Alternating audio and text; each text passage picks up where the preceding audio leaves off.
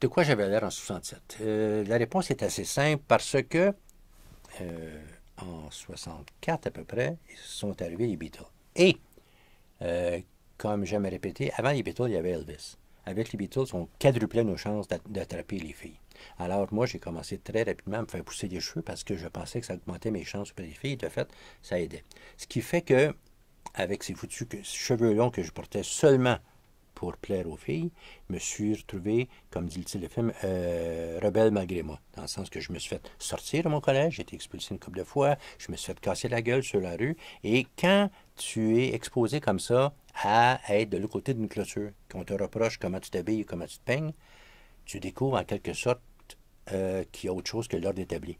Donc, ça te pousse dans tes derniers renforts, tu lis des choses différentes, tu t'identifies plus à un certain type de musique, à des rebelles. Subitement, c'est tel cinéaste, c'est tel musicien, c'est tel livre, c'est tel magazine. Alors, quand est arrivé l'Expo 67, j'avais les cheveux longs, que forcément j'ai dû m'en couper pour avoir des jobs d'été, mais c'était déjà c'est un détail purement, appelons ça visuel, toujours banalement pour attraper des filles, m'avait prédisposé à être de l'autre côté de la clôture. Et à l'Expo 67, je dirais jamais assez souvent, mais on était exposé, sans jeu de mots, à toutes sortes de choses culturelles très différentes. Et j'aimais me tenir au pavillon de la jeunesse, même si le soir, théoriquement, j'avais pas le droit d'y entrer parce qu'il y avait un permis d'alcool, mais ça, j'avais une carte contrefaite. Mais j'allais voir des conférences par des gens qui s'occupaient du pavillon de la jeunesse, on le dirait jamais assez aussi. Ils faisaient venir des conférenciers. Mettons, j'ai vu, par exemple, le Maharishi Yogi, le yogi des Beatles. Il est venu faire une conférence dans une petite salle de 100 personnes au pavillon de la jeunesse. J'ai vu un type qui s'appelait Paul Krasner, qui dirigeait une revue anarchiste aux États-Unis, que je lisais religieusement, venir faire une conférence là.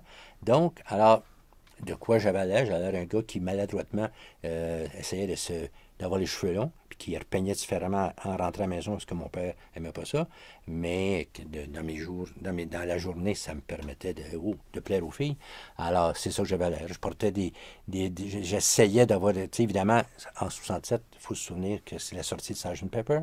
Tu sais, alors, on voulait avoir des fleurs dans les cheveux, j'en ai parlé dans une chanson. On voulait porter des vêtements un peu farfelus, parfois farfelus au risque d'être ridicule. Donc voilà de quoi j'avais l'air.